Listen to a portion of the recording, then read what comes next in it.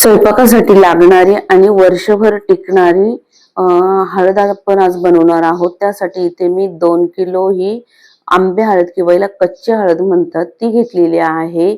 आणि आणि ती आपल्याला 1-2 पाण्यात स्वच्छ धुवून घ्यायची आणि स्वच्छ धुवून मग तिला आपण एका ताटामध्ये काढून ठेवू, कारण त्याच्यावर जी काही धूळ माती बसलेली असेल त्यासाठी आपण ती धुवून घेतो.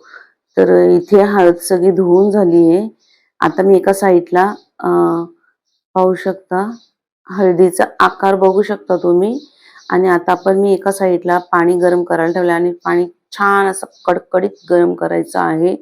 आणि त्याच्यामध्ये आपण ही हळद सगळी टाकून घेऊ आणि 5 मिनिटं ह्या गरम पाण्यामध्येच ही हळद ठेवून द्यायची. आणि आता आपण ती सगळी हळद मी ह्या पाण्यामध्ये टाकून घेतली आहे.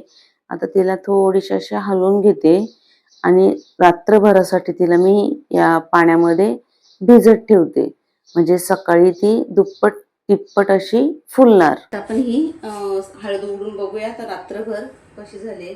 आणि तुम्ही पाहू शकता डबलनी ही हळद तयार झालेली आहे.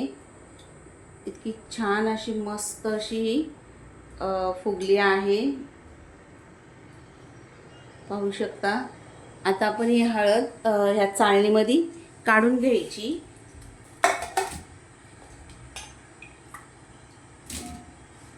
सगळी हळद मी काढून घेते.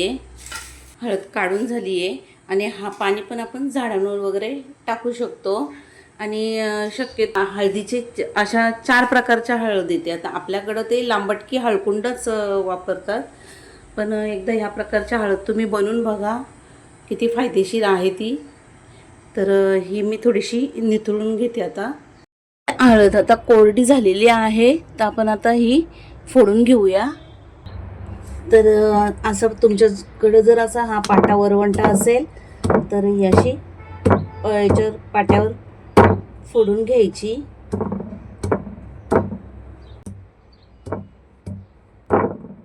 असे आपल्याला हळदी सगळी फोडून घ्यायची. या प्रकारे आपल्याला ही हळद फोडून एका परातीमध्ये मी काढून घेते. परात किंवा ताटामध्ये तुम्ही काढून घेऊ शकता. आणि याच पद्धतीने सगळी हळद मी फोडून घेते. आणि ही हळद भिजल्यामुळं फोडायला पण सोपी जाते. आणि घरात वर्षभरासाठी हळद बनवण्याची एकदम सोपी पद्धत आहे. तर इथे मी सगळी हळद ही आता फोडून घेते. इथे सगळी हळद फोडून झालेली आहे आणि या पद्धतीने आपल्याला ही हळद बारीक करून घ्यायची आहे.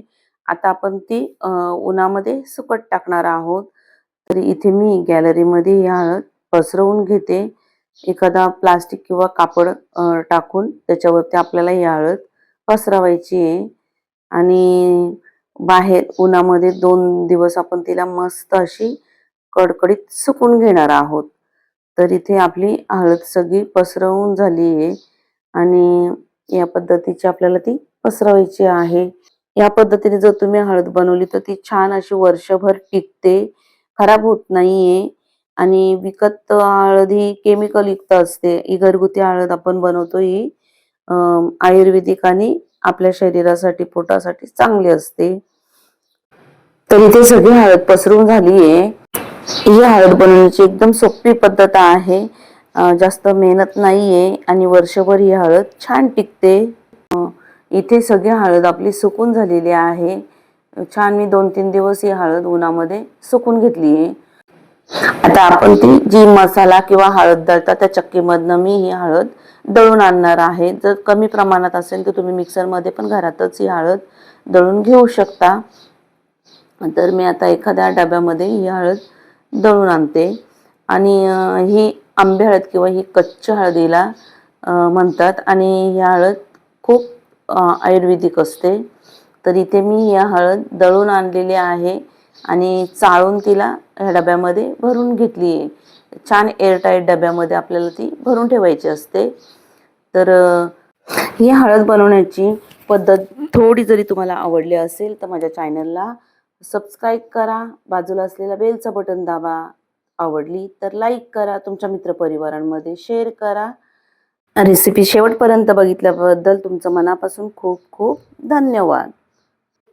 तर चला पुन्हा भेटूया अशाच एखाद्या जबरदस्त आणि मस्त पद्धतीसोबत. तोपर्यंत मस्त खा आणि मस्त रहा.